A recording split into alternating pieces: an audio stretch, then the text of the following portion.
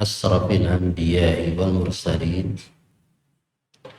نبينا محمد وعلى آله وصحبه أجمعين.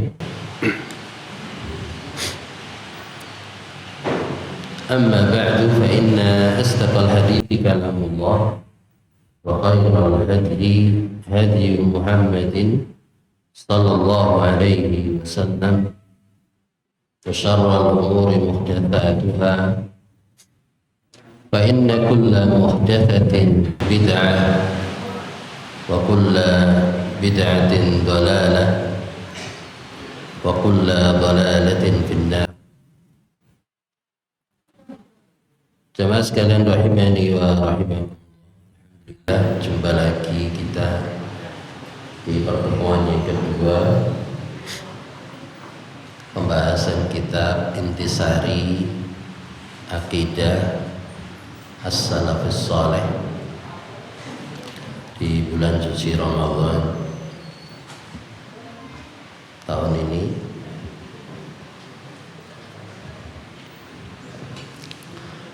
Dan kita sore hari ini sampai pada halaman yang ke-9, sampai pada halaman yang ke-9 nomor 3. Judulnya adalah atau temanya adalah apakah hadis ahad, apakah hadis ahad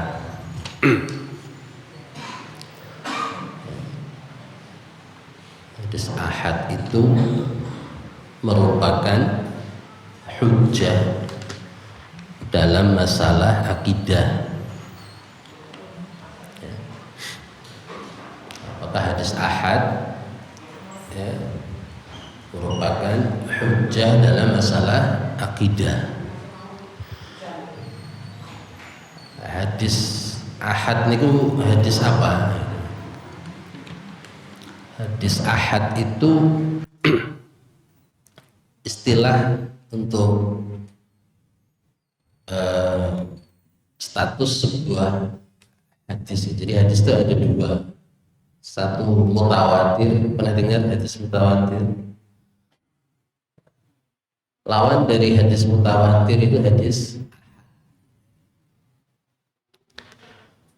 Kalau mutawatir itu rawinya banyak, rawinya bisa 10, 20, puluhan banyak. Jadi hadis ini riwayatnya itu orangnya banyak, tidak hanya satu sahabat, banyak.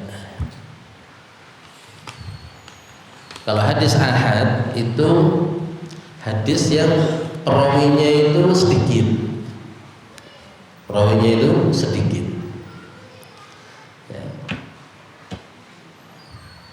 Kalau jumlahnya 3, jadi jumlahnya hadis ahad itu rawinya ada 3, ada 2, ada 1. Jadi lebih sedikit gitu. Kalau rawinya 3, hadisnya namanya masyhur. Ya, kalau nanti belajar mustalah hadis ke SMA di pondok pesantren, kalau rawinya ada 3 namanya hadisnya masyhur.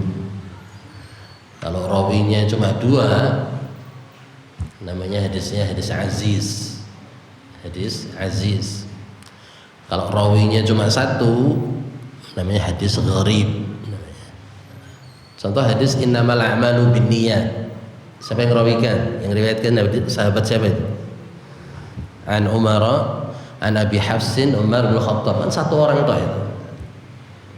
Satu orang toh. Maka hadis innamal a'malu binniyat itu hadis ahad, tapi kategori yang rawinya 1, yaitu hadis gharib. Jadi intinya begini, hadis ahad ini hadis yang bukan mutawatir, bukan hadis yang mutawatir. Mutawatir itu perawinya banyak gitu. Sehingga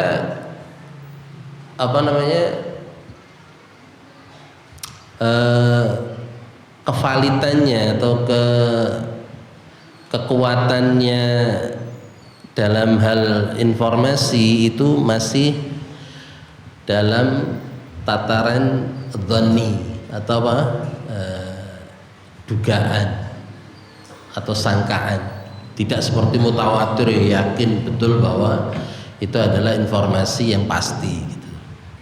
Nah, hadis ahad ini di dalam akidah salafus saleh apakah boleh dijadikan dalil atau jadikan hujjah dalam masalah akidah? Karena kelompok aqlaniyun, kelompok yang mengedepankan akal, logika, nggak mau nerima hadis ahad dalam masalah hujjah. Hadis ahad tuh banyak banget. Dajjal itu hadis ahad, hadis Dajjal itu hadis ahad. Hadis tentang pertanyaan malaikat mungkar nakir di kuburan itu juga hadis ahad. Kemudian hadis melihat Allah di surga itu juga hadis ahad.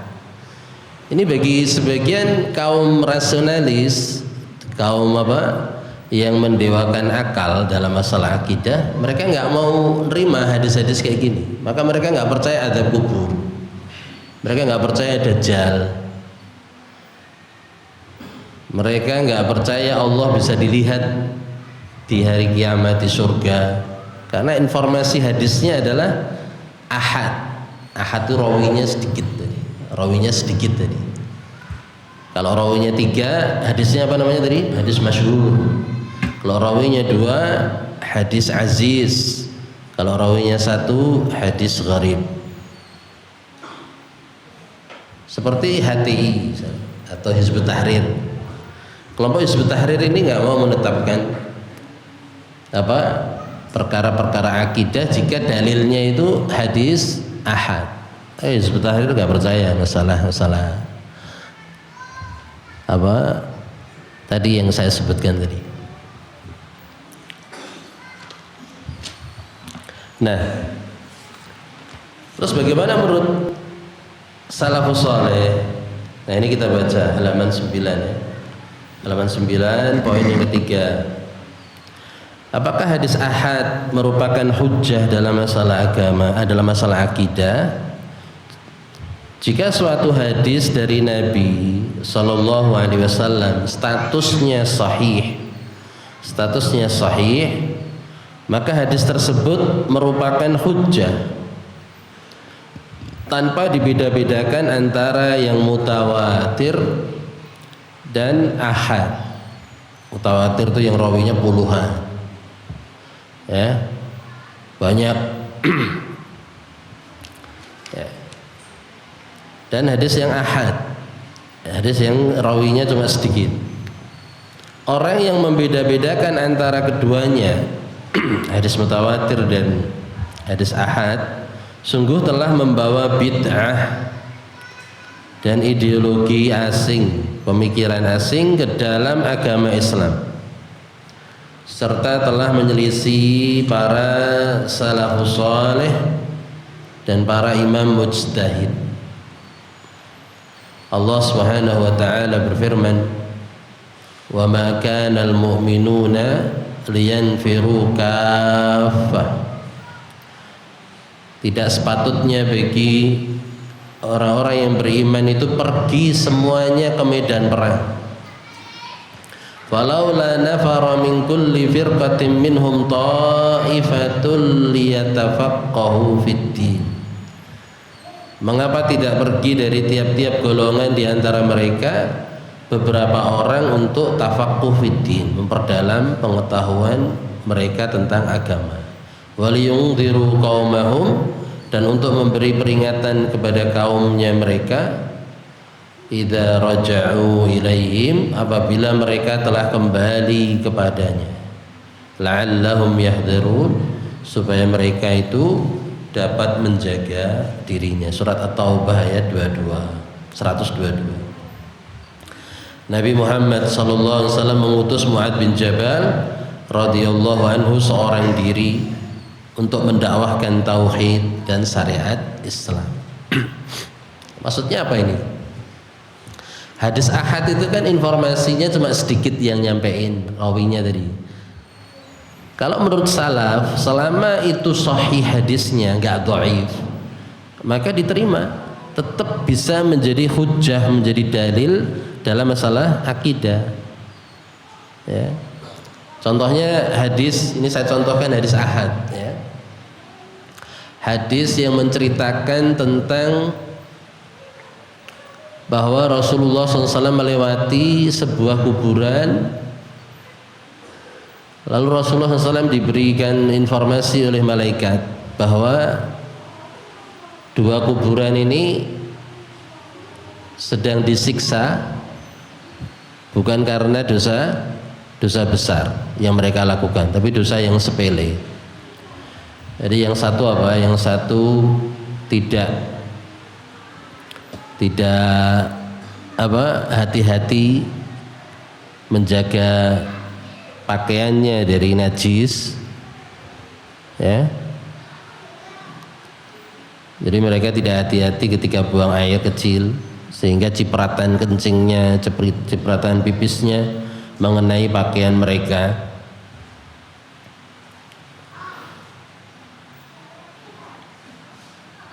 Kemudian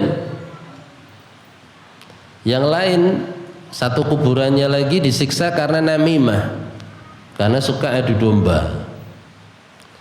Hadis ini diriwayatkan Imam Bukhari dan Muslim. Hadisnya sahih. Padahal hadis ini ahad. Rawinya yaitu Abdullah bin Abbas. An Ibnu Abbas radhiyallahu anhuma.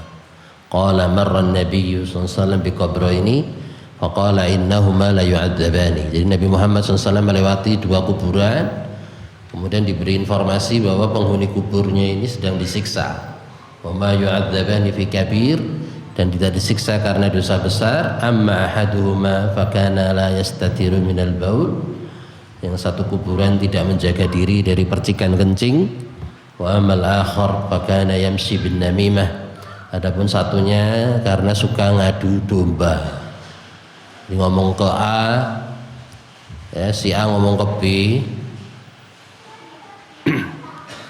B ngomong ke A, ya, dalam rangka untuk mengadu domba. Hadis ini hadis ahad. Hadis ini tetap diterima ahlu sunnah wal jamaah, atau dalam akidah salaf tetap diterima.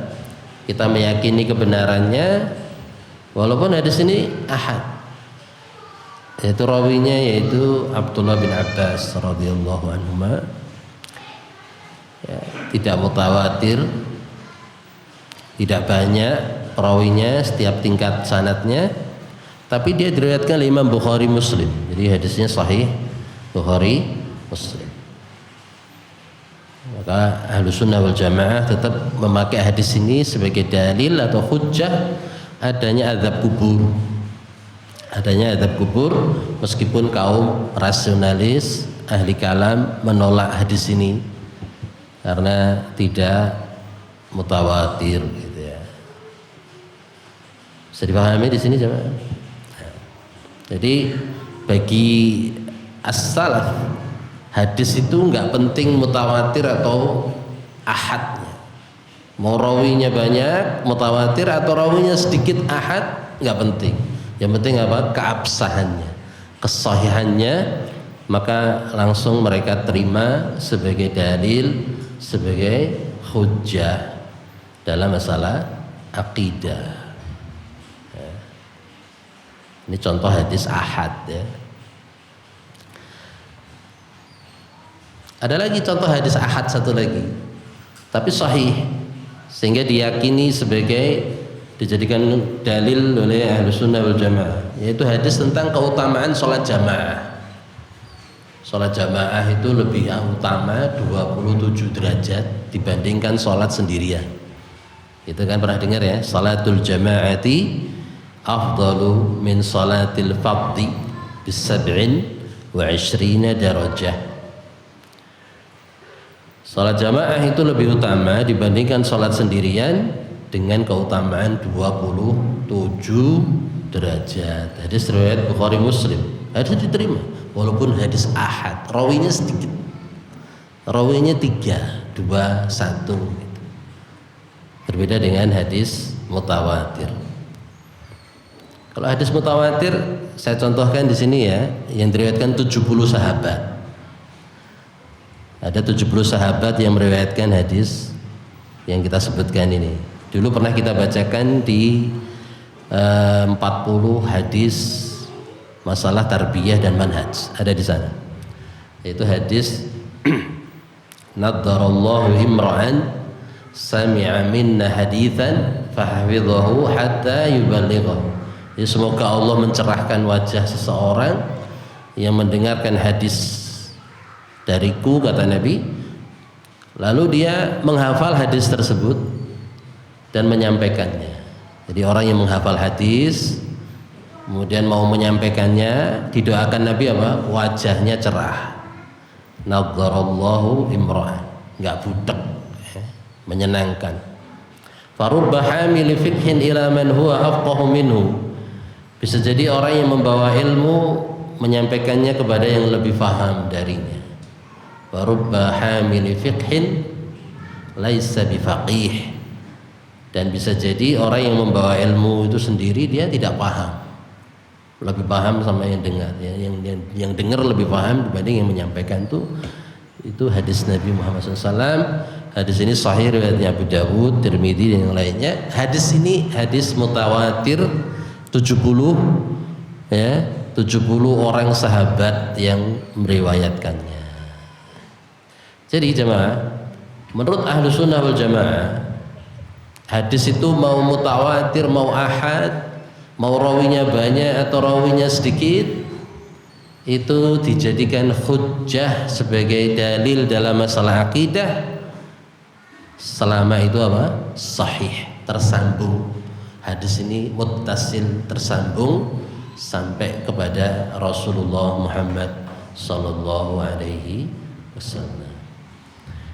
Kemudian tadi di halaman 10 tadi penulis mengatakan Nabi Muhammad SAW mengutus Mu'ad bin Jabal seorang diri untuk mendakwahkan tauhid dan syariat Islam. Diutus kemana? Ke negeri Yaman. Satu orang, nggak banyak, cuma satu orang, ahad, ya. Jadi Rasulullah mengutus satu orang aja. Dan itu menjadi dalil untuk para kaum muslimin yang di negeri Yaman gitu, untuk menerima ilmu dari Mu'ad bin Jabal yang seorang diri tadi. Ini dalil bahwa mau seorang diri, mau rombongan, mau sedikit, mau banyak, asal yang disampaikan adalah kebenaran, maka kita wajib apa? Menerima. Itu maksudnya begitu, memahaminya begitu. Mu'ad bin Jabal dikirim ke Yaman. Mus'ab bin Umair dikirim ke Madinah. Abdullah bin Mas'ud dikirim ke Kufah, ke Irak. Amr bin As dikirim ke Mesir sendirian, ahad, nggak mutawatir ya, ahad sendirian, nggak kontingen ya, nggak grup belasan orang, puluhan orang, sendirian. Dan itu cukup menjadi dalil untuk orang yang di Mesir, untuk orang yang di Yaman, untuk orang yang ditempati oleh dai yang diutus oleh Rasulullah SAW tersebut. Semoga bisa dipahami. Saya nggak pengen jenengan memahami omongan saya mau nuntun jenengan memahami buku ini. Tugas saya itu memahamkan antum paham apa isi buku yang dimaksud oleh penulis. Itu pengajar itu begitu ya. Terus kata beliau lagi halaman 10, orang-orang Yaman mendatangi Nabi Muhammad sallallahu alaihi wasallam seraya berkata, utuslah seseorang bersama kami agar dia mengajari kami ya, sunnah dan Islam. Kemudian Nabi pun mengambil tangannya Abu Ubaidah ibnul Jarrah. Abu Ubaidah ibnul Jarrah. Ya. Ini setelah Mu'adz bin Jabal masuk mendakwahkan Islam, ya. Sebelum berangkat juga di briefing oleh Rasulullah SAW, wahai Mu'adz, nanti kamu di Yaman ketemu sama penduduk yang tipikalnya seperti ini, ahli kitab, jadi nggak kaleng-kaleng. Gitu. Ahli kitab itu orang yang agama Yahudi sama Nasrani. Mereka nggak kosong, mereka udah ada isinya, ada syubhatnya. Mereka udah nyembah selain Allah SWT. Supaya Mu'adz mempersiapkan diri. Ini pentingnya kalau kita kajian, panitia itu ngasih informasi kepada ustadznya atau pengisinya. Ustadz, nanti tempat kajian kita atau kampung kita ini rata-rata begini. Boleh. Karena Rasul menyampaikan itu supaya kaum muslim supaya Mu'adz bin Jabal atau ustadz yang bersangkutan ini ketika nanti mau ngisi dia bisa mempersiapkan sebaik-baiknya. Ya, pilihan bahasanya, pilihan materinya, ya. Yang diisikan di Masjid Da'watul Ikhlas ini di hadapan para santri, para ikhwah, ya beda sama yang di kampung-kampung nanti. Nah, levelnya ya, ada perbedaan, ada yang sudah paham, ada yang belum. Mu'adz bin Jabal begitu, bahwa yang kamu dakwah ini bukan awam banget, tapi Yahudi, punya kitab Taurat. Yang kamu hadapi Nasrani, dia udah belajar Injil, jadi nggak sembarangan ini. Siapkan dirimu. Kemudian Rasul membekali bahwa fal takun awwala ma tad'uhum ilaihi syahadatu an la ilaha illallah. Jadi Rasul mengatakan tetap materi konten dakwahmu paling utama adalah tentang tauhid la ilaha illallah. Jangan masalah yang lain. Kemudian setelah Mu'adz bin Jabal berhasil, baru masuk berikutnya Abu Ubaidah ibnul Jarrah. Abu Ubaidah ibnul Jarrah radhiyallahu anhu ini dia jago perang, jemaah. Dia ahli strategi, pintar berkuda, ahli pedang. Dan dia dijuluki oleh Rasulullah SAW aminu hadhil ummah. Tuh, seraya berkata hadza aminu hadhil ummah. Jadi beliau ini Abdullah bin Abu Ubaidah bin Jarrah ini, dia adalah orang yang dipercaya dalam umat ini. Di zamannya Umar bin Khattab radhiyallahu anhu, Abu Ubaidah bin Jarrah ini pernah dipasang menjadi panglima perang tertinggi, menggantikan Khalid bin Walid. Jadi zaman Rasulullah, Khalid bin Walid itu nggak ada gantinya. Oh, dia nggak ada yang bisa gantiin posisinya Khalid bin Walid. Saifullah, Saifur Rahman. Rasul wafat, diganti Khalifah Abu Bakar As-Siddiq. Khalid bin Walid tetap menjadi pemimpin pasukan yang paling diutamakan.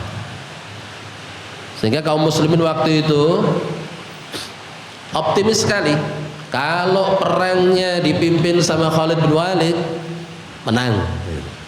Jadi mereka tawakalnya sama Khalid bin Walid, saking jagonya Khalid bin Walid. Gitu ya. Kayak kalian main bola lah, kalau ada si fulan ini wis menang wis, gitu ya. Jadi tawakalnya masih fulan. Begitu pula waktu itu, kalau perang dipimpin sama Khalid bin Walid, panglimanya, udah. Karena nggak pernah kalah Khalid bin Walid tuh. Maka di masa Umar bin Khattab melihat gelagat kayak gini nih, wah ini bahaya. Kalau kaum muslimin nanti ngandalin Khalid, tawakalnya ke Khalid bin Walid, ya, nanti takutnya ini nih, tauhidnya kaum muslimin. Jadi ini gimana nanti kalau Khalid bin Walid meninggal? Wah, nanti tafaulnya, optimismenya kurang kan gitu. Akhirnya apa? Khalid bin Walid dimutasi, diturunkan, dan Abu Ubaidah ibnul Jarrah dinaikkan. Jadi Abu Ubaidah bin Jarrah sekarang jadi pemimpin. Khalid bin Walid menjadi second opinion, menjadi apa? Menjadi plan B, menjadi anak buahnya Abu Ubaidah bin Jarrah. Apa tujuannya Umar bin Khattab? Supaya kaum muslimin ada variasi, nggak ngandalkan terus sosok gitu. Tapi mereka ketika perang hanya tawakalnya sama Allah. Menang bukan karena Khalid, kalah bukan karena tanpa Khalid bin Walid radhiyallahu anhu. Diganti sama beliau. Jadi ini Abu Ubaidah bin Jarrah ini radhiyallahu anhu. Khalid bin Walid apa katanya? Nah, ini kalimat yang harus kita ambil manfaatnya. Kata dia, Khalid bin Walid, aku itu nggak terima sebenarnya. Nah, ini kasarnya gitu maksudnya. Aku itu nggak terima sebenarnya. Tapi karena aku tunduk patuh tegak lurus, ya kalau bahasa sekarang ya, saya tegak lurus sama khalifahku. Apa kata Umar, apa keputusannya Umar bin Khattab itu adalah menjadi panutanku, pedomanku, aku siap menjadi bawahan Abu Ubaidah bin Jarrah. Dan kemenangan pun tetap menang terus. Perang Qadisiyah, perang menang sih.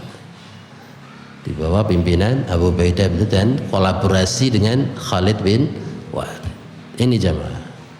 Enggak baper Khalid bin Walid ya. Terus musuhi Abu Ubaidah bin Jarrah enggak. Tapi tetap terjadi sinergi, kolaborasi yang bagus karena untuk Allah lillahi ta'ala mereka berjuang, bukan untuk mencari pujian, mencari dunia, enggak, karena untuk Allah, sehingga semuanya bisa bekerja sama meraih kemenangan untuk Islam dan kaum muslimin. Jadi kesimpulannya dalam bab ini tiga ini apa? Dalam akidah salafus saleh, status hadis itu yang penting sahih. Yang penting sahih. Kalau hadis itu sahih berarti dia muttasil, tersambung kepada Rasulullah SAW. Informasi ini valid. Walaupun rawinya sedikit, namanya hadis ahad. Hadis ahad ya, rawinya sedikit. Kalau tiga namanya hadis masyhur. Kalau dua namanya hadis aziz. Kalau satu namanya hadis apa tadi? Gharib. Itu enggak penting. Yang penting dia sahih, maka itu tetap menjadi hujjah bagi as-salaf as-salih. Berbeda dengan kaum rasionalis tadi. Hadisnya yang rawinya sedikit, padahal hadisnya sahih, ditolak sama mereka. Karena menurut mereka tidak bisa hadis menjadi landasan akidah kalau tidak mutawatir. Kalau mutawatir itu qat'i. Tapi kalau sedikit ya itu dhani katanya. Dhani itu baru dugaan karena sedikit yang riwayatkan. Itulah perbedaan salaf dengan selain salaf dalam masalah hadis ini, sehingga salafus saleh mengimani azab kubur, mengimani adanya dajjal, munculnya dajjal, mengimani apa? Bahwa Allah SWT bisa dilihat nanti di surga. Meskipun hadisnya semua itu adalah hadis ahad yang ditolak oleh orang-orang Mu'tazilah dari ahli kalam atau Hizbut Tahrir dan sebagainya. Baik. Sekarang halaman yang ke-11.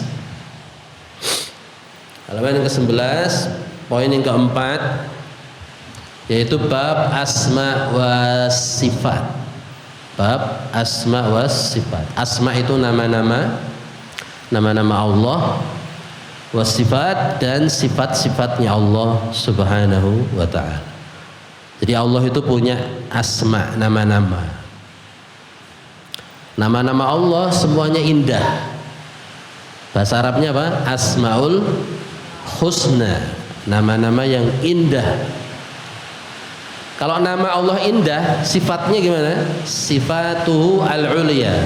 Sifat Allah itu ulya, ulya itu tinggi. Jadi sifatnya indah di puncak keindahan, dan sifatnya ulya di puncak ketinggian. sangat tinggi, sangat istimewa. Terus bedanya Allah sama kita makhluk, begitu Allah punya nama, maka sifatnya juga sesuai dengan nama tersebut. Beda sama makhluk, namanya ini belum tentu sifatnya ini, betul? Karena nama untuk makhluk itu doa, itu harapan.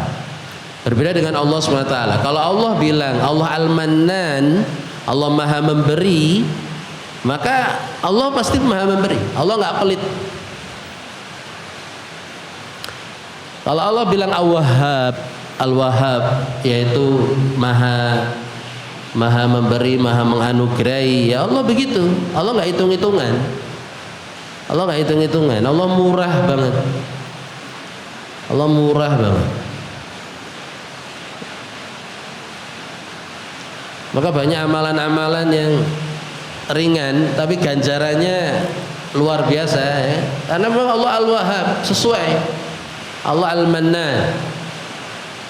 Salat 2 rakaat sebelum subuh lebih baik daripada dunia dan seisinya. Murah.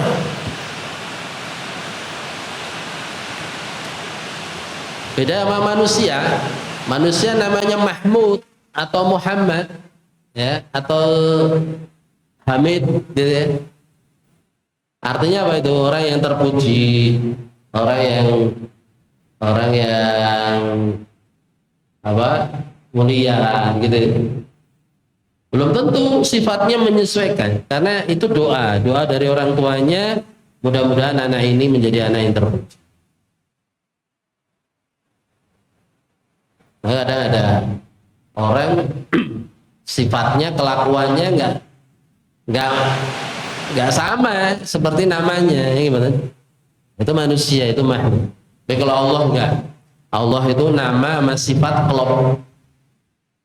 Ya, Allah nama sama sifat itu klop. Baik, disimak bukunya. Apa itu tauhid asma wa sifat? Tauhid asma wa sifat yaitu mengimani bahwa Allah mensifati dirinya, bahwa Allah mensifati dirinya sendiri di dalam kitabnya, dalam Al-Quran, dan dengan apa yang disifati oleh Rasulullah Shallallahu Alaihi Wasallam dalam hadis-hadisnya yang sahih, dalam hadis-hadisnya yang sahih. Mengimani secara hakikatnya tanpa mengubah makna, tanpa menyerupakan, dan menolaknya tanpa menolaknya, maksudnya ya, seperti sifat istiwa. Istiwa itu sifat bersemayamnya Allah di atas arsy. Kemudian sifat tangan, kemudian sifat turunnya Allah ke langit dunia setiap malam, setiap sepertiga malam terakhir, dan lain-lainnya. Sifat Allah banyak, karena setiap nama pasti terkandung sifat di dalam. Dari hal-hal yang pantas bagi kesempurnaannya Allah Subhanahu wa ta'ala. Allah Subhanahu wa ta'ala berfirman, laisa kamitslihi syai'un wa huwas sami'ul basir. Tidak ada sesuatu pun yang serupa, tidak ada sesuatu pun yang serupa dengan Dia, dan Dialah yang Maha mendengar dan Maha melihat. Surat Asy-Syura ayat 11. Ini ya. Tauhid asma wa sifat itu tauhid yang ketiga. Karena pembagian tauhid itu ada 3. Yang pertama adalah tauhid rububiyah. Kemudian yang kedua adalah tauhid apa? Uluhiyah. Kemudian yang ketiga adalah tauhid asma wa sifat. Ini yang paling rumit ya bagi sebagian. memahami tauhid yang ketiga ini. Nah, tauhid rububiyah itu meyakini Allah, mengimani Allah dengan perbuatan-perbuatannya Allah. Semua orang mengimani rububiyah itu. Allah Maha memberi, Allah Maha menghidupkan, Allah Maha mematikan, meyakini Allah pengatur semesta alam. Ini semua manusia tanpa kecuali. Sampai orang kafir musyrik, mereka meyakini bahwa Allah itu rububiyahnya punyanya Allah SWT. Dalam Al-Quran dikatakan demikian, wala in sa'altahum man khalaqahum la yaqulunna Allah. Wahai Muhammad, kalau kamu tanya orang-orang musyrikin itu yang nyembah-nyembah patung itu, siapa yang menciptakan mereka? Mereka gak akan jawab patung itu yang nyiptain mereka, ya. Akalnya masih jalan. Jadi mereka jawabnya tetap Allah, la yaqulunna Allah.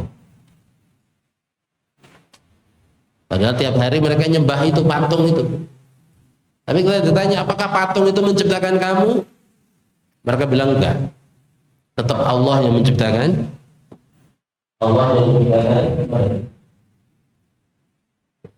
Kemudian Al-Quran juga mengatakan bahwa kalau orang-orang musyrik, orang-orang kafir itu ketika ada di laut, ada di kapal, mereka diombang-ambingkan ombak, ya, dalam kondisi yang kritis, yang mencekam.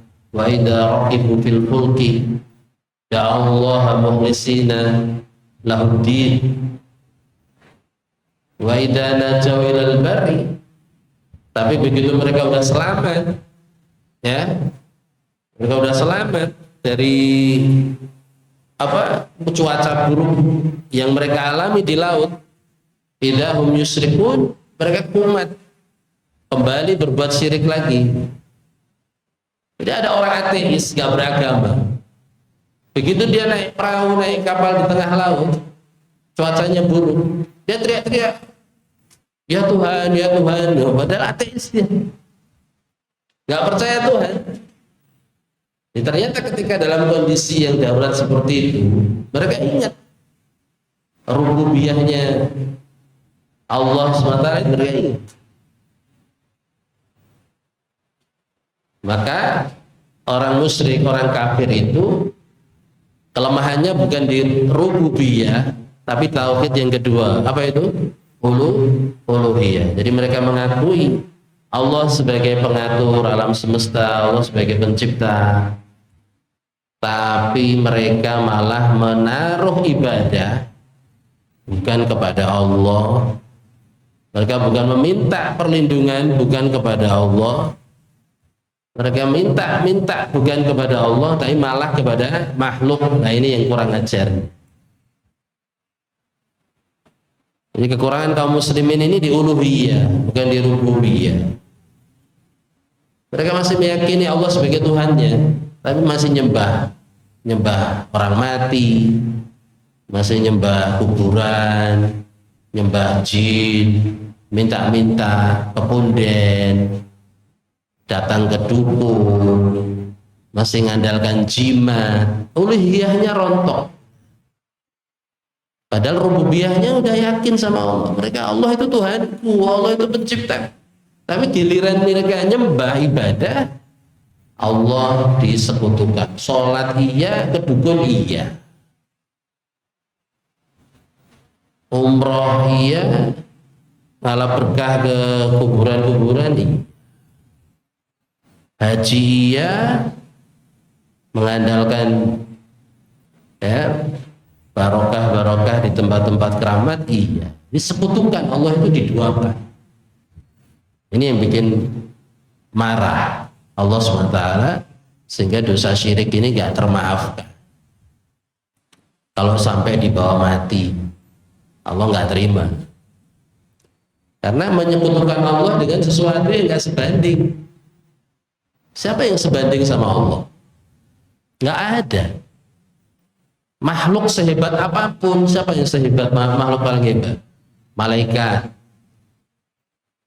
yang punya kekuatan dahsyat, Jibril yang sayapnya membentang dari ufuk timur sampai ufuk barat, jumlahnya 400 sayap, nggak layak disembah, nggak layak dijadikan sekutu bersanding bersama Allah SWT, nggak layak. Apalagi manusia yang bukan siapa-siapa, cokot nyamuk, gatel, mencret, sakit, makan juga nasi, nggak makan sakit, kok diminta-minta, siapapun dia nggak layak, maka Allah nggak terima. Dosa syirik itu dosa nomor wahid. Innallaha la yaghfiru ayyushraka bihi. Allah nggak terima, Allah nggak maafkan orang yang berbuat syirik, nggak terima. Kalau mati bawa dosa syirik, kekal dalam neraka selamanya, nggak mentas, nggak keluar. Kan ada hadis syafaat, ahli neraka itu ada yang keluar dari neraka pindah ke surga. Ada hadis syafaat, tapi nggak berlaku bagi orang yang berbuat syirik, nggak terima. Jenengan dibanding ke, jenengan kan sparring kon padu karo bocil gitu, Mas Bejo kan gak sebanding ya, menang bocil ya. Jadi kita harus pahami itu.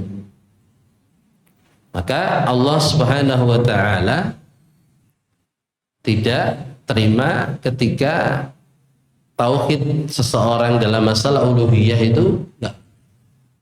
Tauhid rububiyah, uluhiyah, kemudian yang terakhir asma was. Nah, asma was sifat ini banyak yang menyimpang.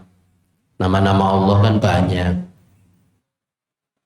Yang diajarkan Allah dan Rasulullah SAW dalam Al-Quran dan Sunnah itu 99 nama. Inna lillahi tis'an wa tis'ina isma. Sungguhnya Allah memiliki 99 asmaul husna. Man ahsaha dakhalal jannah. Siapa yang menghitungnya pasti masuk surga. Menghitung asmaul husna di sini bukan kok dihitung, dihafalkan tok. Wallahu alladzi la ilaha illahu.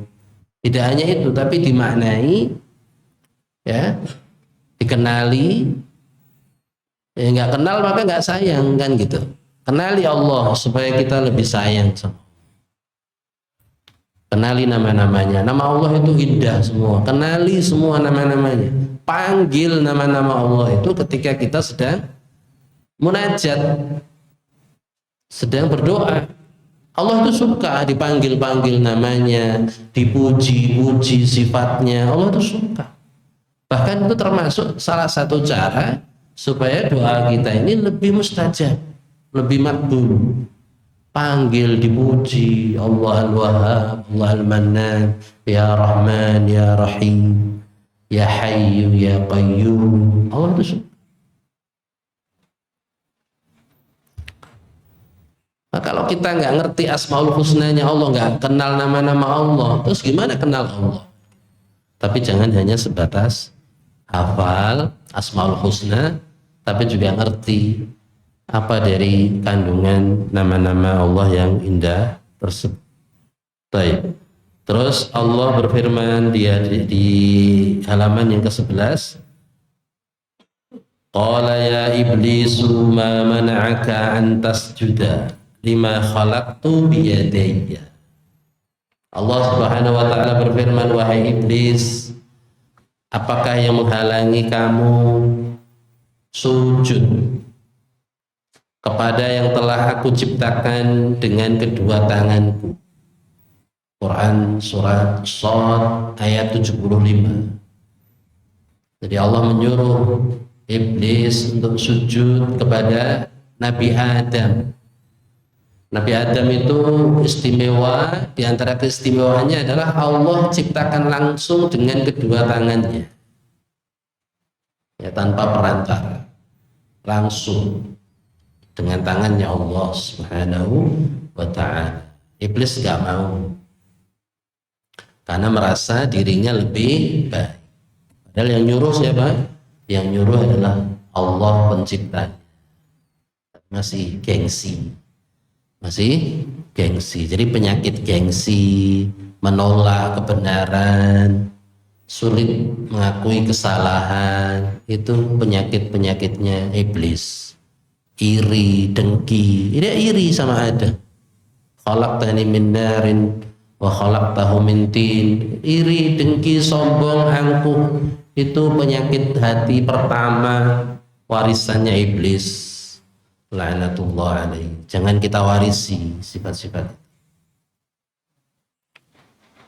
Di dalam ayat ini Allah menyebut tangan. Nah, tangan itu kan sifat, ya. Tangan itu apa? Sifat Allah. Di halaman 12 penulis mengatakan tidak boleh menafsirkan makna yad, makna tangan dengan nikmat. Tangan diartikan nikmat. Aku ciptakan dengan kedua nikmatku. Ini nggak masuk. Kalau diartikan nikmat, masa nikmat Allah cuma dua, gitu. Atau kekuasaanku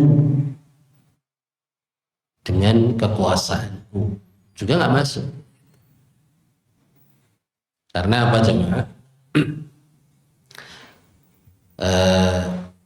Ketika kita menemukan ayat-ayat seperti ini yang bicara tentang sifat Allah, ya, kita nggak boleh sok tahu tentang dirinya Allah itu sendiri. Jadi yang paling tahu tentang Allah itu siapa? Allah sendiri. Al-Qur'an. Kemudian dari kalangan makhluk, dari kalangan manusia, yang paling tahu tentang Allah siapa? Rasulullah Muhammad. Sunnah beliau. Di Al-Quran dan Sunnah. Itu paling paham tentang eksistensi, keberadaan Allah, bentuk sifatnya Allah.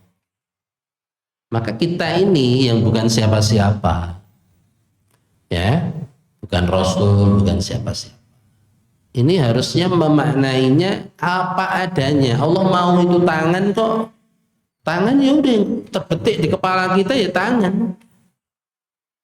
Tapi jangan memahami tangan dengan melihat tangan kita. Nah itu yang keliru. Gak boleh. Karena laisa kamitslihi syai'un. Secanggih apapun bayangannya kita, imajinasi kita membayangkan, tetap salah, tetap keliru. Karena informasi yang masuk ke kepala kita, tangan itu ya tangan-tangan kayak gini gitu. Tangan hewan, tangan manusia, tangan apa gitu. Nggak kebayang, belum ada informasi kita tentang tangannya Allah SWT, karena memang Allah tidak mendetailkan itu. Jadi informasi tentang Allah ya dari Allah sendiri. Kemudian kita lihat dari Nabi sendiri, Nabi nggak mendetailkan, nggak ada hadis mengatakan tangannya Allah itu ini jari, nggak ada. Allah dalam hadis Nabi juga cuma dijelaskan Allah punya tangan, selesai. Nabi diem sampai situ. Allah punya tangan, diem. Nabi cukup puas, tidak perlu merinci, mendalam, enggak, karena bahaya. Nah Rasulullah juga nggak pernah melihat Allah secara langsung. Rasulullah itu informasi tentang Allah juga tergantung informasi yang beliau terima dari malaikat Jibril dan Allah langsung. Nggak ada informasi detail. Nah kita ini nggak boleh bayang-bayangin, oh tangan Allah kayak gini, hati-hati. Seliar apapun tetap salah, nggak pernah tepat, nggak bisa pas. Maka yang paling pas adalah terjemahkan yad, tangan, dalam bahasa Indonesia. Nggak usah diterjemahkan yang lain-lain. Allah turun dari ars ke dunia, ke langit dunia, ya udah dimaknai turun. Allah turun. Jangan dimaknai yang turun rahmatnya Allah, yang turun adalah malaikatnya Allah. Oh, nanti maknanya jadi berubah itu. Allahnya jadi nggak turun tuh. Yang turun malaikat, yang turun rahmat, yang turun maghfirah. Allahnya jadi nggak punya sifat turun. Terus mereka itu membayangkan ketika Allah turun ke dunia, dibayangkan seperti dia turun.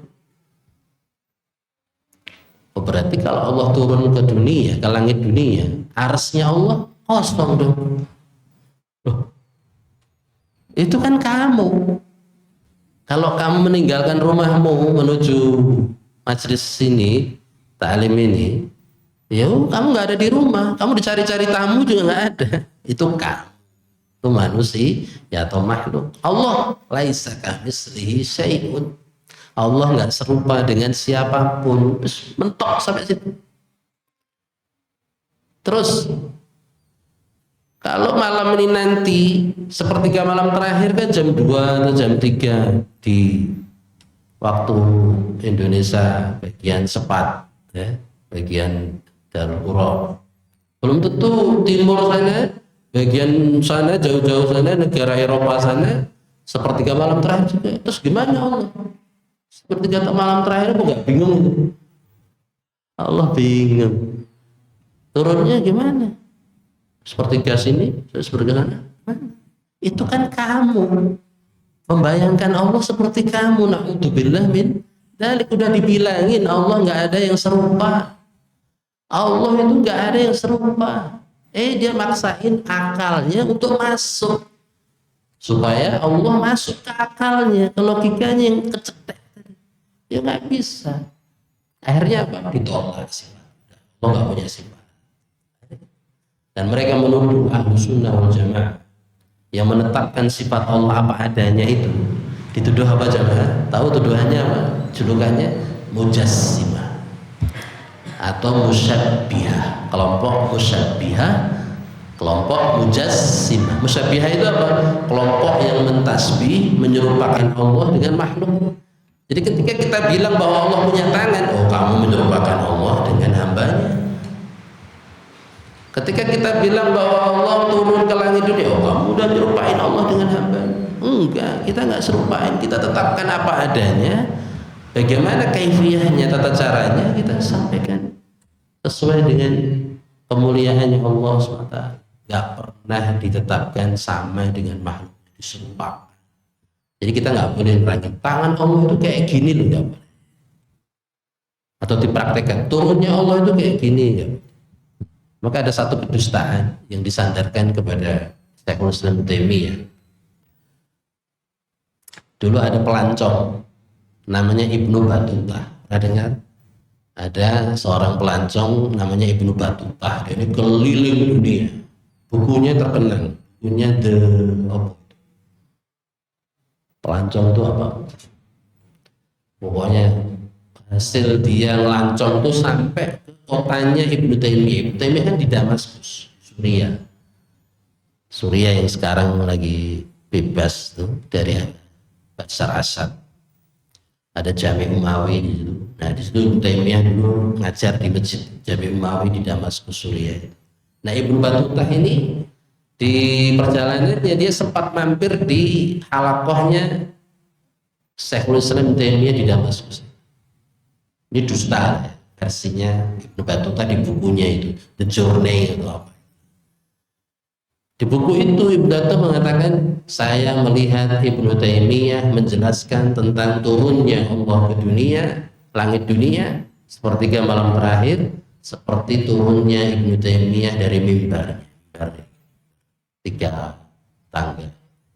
Jadi dijelaskan Ibnu Taimiyah, Imam Salaf ya, salah satu ulama salaf, difitnah oleh Ibnu Battuta bahwa dia menjelaskan turunnya Allah ke langit dunia itu dipraktekin seperti Ibnu Taimiyah turun dari mimbar. Alhamdulillah minta. Itu kan manusia. Yang kita pahami ya kalau turun itu ya dari atas ke bawah, nggak mungkin dari bawah ke atas. Udah itu selesai. Gimana detailnya ya nggak bisa. Oh itu nggak jelas. Jangan terus dibayangkan kayak kita turun dari tangga, turun dari mimbar yang 3 tadi dan seterusnya. Ini kedustaan ya. Ibnu Battuta kepada Syekhul Islam Ibnu Taimiyah, dan itu sudah dibantah oleh para ulama di dalam kitab-kitab. Terus lanjut halaman 12 tadi, Allah Subhanahu wa taala berfirman, ini contoh yang kedua. Ar-Rahmanu 'alal 'arsy istawa. yaitu Tuhan yang Maha Pemurah, Allah Subhanahu wa taala bersemayam di atas arsy. Surat Thaha ayat 5. Tidak boleh menafsirkan istiwa, bersemayam istawa, fi'il madinya istawa. Tidak boleh menafsirkan istiwa dengan istaula. Istiwa dengan istaula. Sudah ditulis sebagai bahasa Arab anak-anak. Istawa sama istaula. Ada tambahan huruf apa di situ? Ada lam. Ada huruf tambahan satu yaitu lam. Istawa menjadi istaula. Istawa itu bersemayam, duduk. Kalau istaula menguasai. Jadi tambahan satu huruf aja dalam bahasa Arab maknanya udah. Jadi kalau ditambahin lam, Allah diartikan menguasai arsy, singgasana, nggak duduk, duduknya jadi hilang. Kata penulis di sini tidak boleh menafsirkan istiwa dengan istaula, yang artinya menguasai. Istaula yastauli, kalau istawa yastawi. Beda. Tapi itu yang selama ini diterjemahkan oleh para khatib-khatib. Kemarin saya dengerin kultum, orang baca ini juga terjemahannya menguasai. Padahal di terjemahan, ya, di terjemahan Quran, terjemahan Depak, terjemahan manapun, istawa itu semua tulisannya bersemayam. Bapaknya ini dia baca apa? Menguasai arsy. Nah, ini namanya contoh. Dia telah merubah, ya, menafsirkan sifat Allah dengan tafsiran yang bahaya, yang keliru. Imam Malik rahimahullah berkata, makna istiwa sudah diketahui. Apa tadi? Bersemayam. Bagaimana Allah beristiwa, bersemayam? Tidak diketahui. Istiwa ma'lum wal kaifu majhul. Ya tidak ketahui, enggak ada informasi. Karena Allah maha itu tadi ghuyub. Allah alamul ghuyub, Allah yang tahu ilmu yang ghaib. Enggak ada yang tahu selain Allah SWT. Manusia yang paling tahu tentang Allah pun juga enggak tahu. Rasulullah enggak tahu bagaimana Allah bersemayam. Maka Imam Malik mengatakan wal kaifu majhul. Bagaimana Allah beristiwa itu tidak diketahui. Terus selanjut beliau, wal imanu bihi wajibun, beriman bahwa Allah bersemayam di atas arsy itu hukumnya wajib. Mengimani ini hukumnya wajib. Karena mengimani ayat, mengimani kebenaran Al-Quran hukumnya wajib. Wassu'alu anhu bid'ah, dan bertanya bagaimana Allah bersemayam hukumnya bid'ah. Allah bersemayam gimana? Apakah bersila? Apakah berselonjor? Na'udzubillah min. Gak boleh. Kenapa bid'ah? Apa pengertian bid'ah? Bid'ah itu gak pernah kejadian di zaman Rasulullah Sallallahu Alaihi Wasallam, dianggap bid'ah. Dulu waktu sahabat diberitahu Rasulullah, sahabat gak ada yang begitu. Rasulullah diberitahu malaikat Jibril juga nggak kepo, neges-neges begitu. Maka bid'ah kalau ada orang sekarang, gimana? Allah bersemayam. Apakah kayak raja-raja di dunia duduk di atas singgasananya begitu? Na'udzubillah min dzalik. Ta'ala Allahu amma yasifun. Maha tinggi Allah dari apa yang mereka sifat. Kaidahnya kembali ke tadi, laisa kamitslihi syai'. Walam yakun lahu kufuwan, nggak ada yang serupa dengan Allah. Secanggih-canggih, seliar-liar imajinasi bayangan kita tentang Allah, menggambarkan tentang Allah bersemayam, tetap laisa kamitslihi syai'. Informasi otak kita ini kan, karena yang kita lihat, ya, dilihat dan didengar, Allah nggak bisa. Gitu ya. Kemudian arsy Allah itu makhluk yang tertinggi. Jadi nggak ada lagi di atas arsy itu makhluk lagi. Dan ini di langit yang paling tinggi, langit ketujuh. Maka ars itu julukannya dua, akbaru al-mahluqat, makhluk yang terbesar, makhluk ars. Kemudian julukan yang kedua adalah a'la makhluqat, makhluk yang tertinggi, akbar wa a'la. Jadi nggak ada lagi di atas ars itu makhluk, yang ada di atas ars siapa tadi? Al-Khaliq, Allah Subhanahu wa ta'ala. Wa arshuhu 'alal ma', arsnya Allah itu di atas air. Wa arshuhu 'alal ma', dipikul oleh para malaikat Allah, hamalatul ars, para pemikul ars. Kerjaannya mikul ars terus sampai hari kiamat, sampai ke terakhir kapanpun mereka menjalankan. Kemudian Allah punya ars, Allah punya kursi. Allah punya ars, Allah punya kursi. Ars itu singgasana, kursi itu seperti dalam ayat kursi.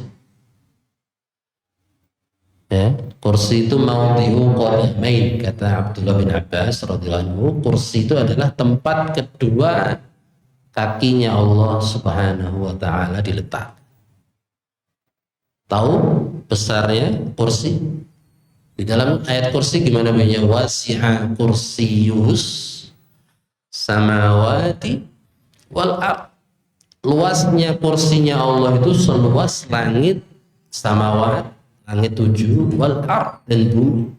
Itu kursinya Allah Subhanahu, seluas langit dan itu kursinya, letak kedua kakinya Allah. Pengen tahu perbandingan antara ars dengan kursi? Dalam hadis riwayat Imam Bukhari, Rasulullah SAW mengatakan perbandingan antara ars dan kursi.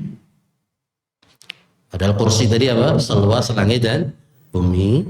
Kursi ini diumpamakan halaqah cincin yang dilemparkan ke ardil falat, ke lapangan atau ke mana padang pasir.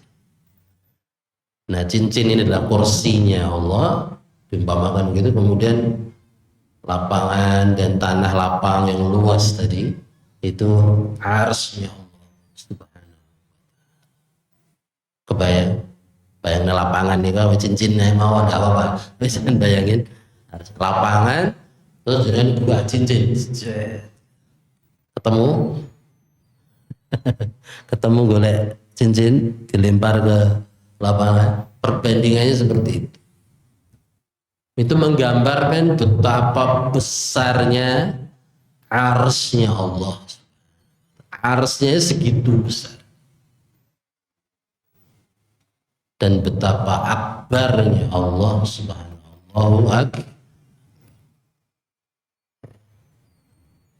Maka kalau ada orang nggak sholat gitu ya, sampai nggak sholat, waya poso Ramadan malah mangan warung, kurang dia memahami, mengenal Allah SWT. Dia nggak kenal Allah. Terus apa juga salahnya Allah sama mereka? Allah itu punya salah apa sama mereka sehingga mereka nggak mau sholat? Allah sudah membuat mereka apa? Kok sampai mereka nggak mau sujud gitu? Dikon poso nggak poso. Baru berapa hari? Hari kelima pokok 6 ini. Warung-warung ya ditutupi depan, mangan ini jelas. Mie ayam bas. Allahu Akbar. Jadi saya lewati banyak orang-orang Islam yang nggak puasa. Apa salahnya Allah sama mereka? Allah punya salah apa gitu, sampai mereka nggak mau sujud? Kan gitu pertanyaannya. Allah begitu besar, Allah begitu mampu, segalanya, nggak ada apa-apanya. Ya. Mereka nggak kenal sama Allah. Kenalkan Allah kepada mereka, biar mereka tambah sayang, tambah taat gitu. Terus yang terakhir, contoh dari hadis Nabi Muhammad SAW, yanzilu Rabbuna tabaraka wa ta'ala kulla lailatin ila sama'id dunya. Rabb kita turun ke langit dunia pada setiap malam, yaitu ketika sepertiga malam terakhir, hina yabqa sulusul lail akhir. Fayaqulu man yad'uni, lalu Allah berfirman, barang siapa man yad'uni fa astajiba lahu, barang siapa yang berdoa kepadaku di waktu itu, niscaya aku akan kabulkan. Ya, maka Imam Syafi'i mengatakan berdoa di waktu sepertiga malam terakhir itu kayak manah, ya, nancep, ya, kesasaran. Itu Imam Syafi'i rahimahullah, nancep, ya, makbul. Wa man yas'aluni fa'u'tih, ya, siapa yang minta kepadaku pasti aku akan penuhi. May yastaghfiruni fa'aghfirulah, dan barang siapa yang mohon ampun kepadaku niscaya aku akan. Poinnya di sini adalah yanzilu, di garis bawah itu. Jadi ada sifat apa? Yanzilu, Allah turun. Tidak boleh menafsirkan nuzul atau sifat turunnya Allah dengan yang turun adalah perintahnya. Jadi yanzilu amru rabbina, itu enggak, tambahi amru, nah itu nggak boleh. Amru itu perintah. Atau rahmatnya, yanzilu rahmatu rabbina, rahmatu nggak boleh. Atau malaikatnya, yanzilu malaku rabbina, nggak boleh. Ya kita maknakan apa adanya, yanzilu rabbuna, Rabb kita yang turun, benar-benar turun. Kita didatangi Allah SWT, Allah turun, kitanya tidur, ya. Kitanya yang malah nggak nyambut. Nah, kalau kita punya masalah dan pengen masalah kita pengen diselesaikan sama Allah, kok kita belum bisa bangun malam, berarti kita belum serius. Kita belum, selama ini belum serius, urung tenanan. Mintanya kepada Allah Subhanahu wa ta'ala. Ya. Jadi kalau kita serius, Allah datang, kita sambut. Itu menunjukkan keseriusan kita. Jadi ada 3 sifat yang contohkan di buku ini sebagai contoh, ya, dalam masalah asma wa sifat. Pertama tadi sifat apa? Sifat tangan, kemudian sifat istiwa, bersemayam. Kemudian yang ketiga apa? Sifat nuzul, turun dari atas ke bawah, dari arsy ke, harus dimaknai apa adanya. Amiruha kama ja'at, apa adanya. Bila kaifin, tanpa mempertanyakan bagaimana. Wala ta'wilin, tanpa menta'wil. Wala taqti'lin, tanpa menta'til. Wala tasbihin, tanpa menyerupak. Itu paling selamat. Paling selamat. Tidak seperti orang yang mentakwil tadi. Akhirnya menjadi hilang sifat-sifat Allah yang sesungguhnya, jadi hilang karena dipelintir kemana, ya. Jadi Asmaul Husna itu banyak. Nama-nama Allah itu 99 yang diajarkan tok. Apakah cuma 99 itu nama-nama Allah Asmaul Husna? Jawabannya tidak. Masih ada nama-nama Allah yang lain yang tidak diberitahukan dalam Al-Quran dan Sunnah. Dalilnya apa? Dalilnya adalah doa Rasulullah SAW. Rasulullah pernah berdoa begini, Allahumma inni as'aluka bikulli ismin huwa laka awis ta'sarta fi ilmil ghaibi indaka. Apa artinya itu? Dalam hadis riwayat Bukhari. Ya Allah, aku memohon kepadamu dengan semua asmaul husnamu dan nama-nama yang engkau ajarkan dan nama-nama yang engkau simpan, istaksarta fi ilmil ghaibi indaka. Di dalam hadis ini, doa ini dipahami oleh para ulama bahwa asmaul husna itu masih ada di sisi Allah SWT, disimpan. Karena Rasul mengatakan awis ta'sarta fi ilmil ghaibi. Cuma yang diajarkan seperti Nabi dan Rasul gitu ya. Nama-nama yang diajarkan berapa? 25 Nabi, Rasul. Apakah cuma 25? Ya enggak. Ibnu Taimiyah punya kitab judulnya An-Nubuwah. Di dalam kitabnya itu mencantumkan bahwa jumlah Nabi, jumlah Rasul itu ada 500.000. Walaqad arsalna fi kulli ummatin rasulah. Aku utus tiap umat satu rasul, tiap umat satu rasul, tiap umat satu rasul. Kan nggak mungkin cuma 25. Ratusan ribu. Bahkan ada nabi-nabi rasul yang tidak terkenal juga. Ada Nabi Yusa, ya, dan yang lain-lainnya yang kita kadang belum familiar. Begitu pula nama-nama Allah. Jadi kalau ada pertanyaan, Asmaul Husna jumlahnya berapa? 99. Tapi 99 itu bukan bilangan apa? Pembatas. Tidak hanya 99. Tapi 99 itu, angka itu disebut dalam satu hadis. Innalillahi tis'an wa tis'ina isma. Allah punya 99 nama. Man ahsaha dakhalal jannah tadi. Tapi dijelaskan dalam hadis yang lain bahwa selain 99 ada yang masih disimpan.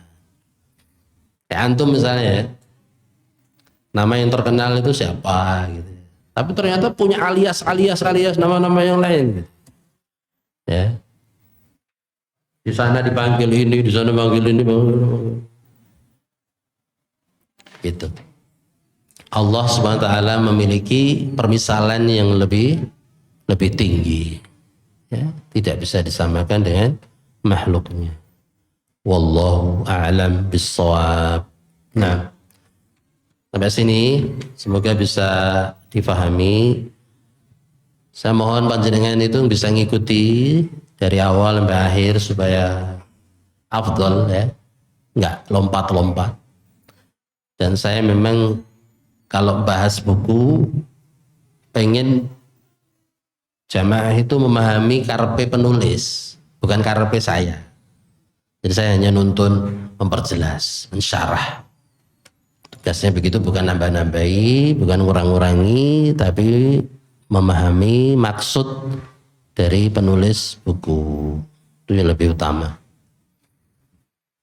Ini Ustadz Yusuf Abu Baidah ini dulu nulis buku ini umur berapa? 19 tahun. Dia masih kecil.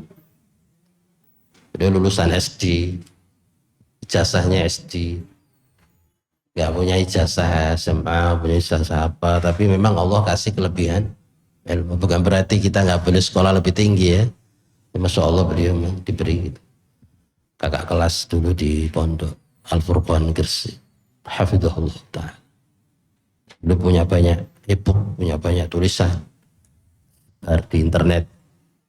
Banyak asatidah yang ambil manfaat dari tulisan-tulisan beliau. Tapi naktafi, kita cukupkan sampai sini. Saya ada waktu persiapan iftar santri ke asrama, ya. Ke sini. Oke, sibuk, ya. Santri sibuk. Menunya sendiri, ya. Baik, kita tutup dengan doa kafaratul majlis. Subhanakallahumma bihamdika asyhadu an la ilaha illa anta astaghfiruka wa atubu ilaik. Assalamualaikum warahmatullahi wabarakatuh. Ketemu lagi insyaallah hari Sabtu di Masjid Al-Ikhlas Gondang insyaallah. Sampai ketemu lagi.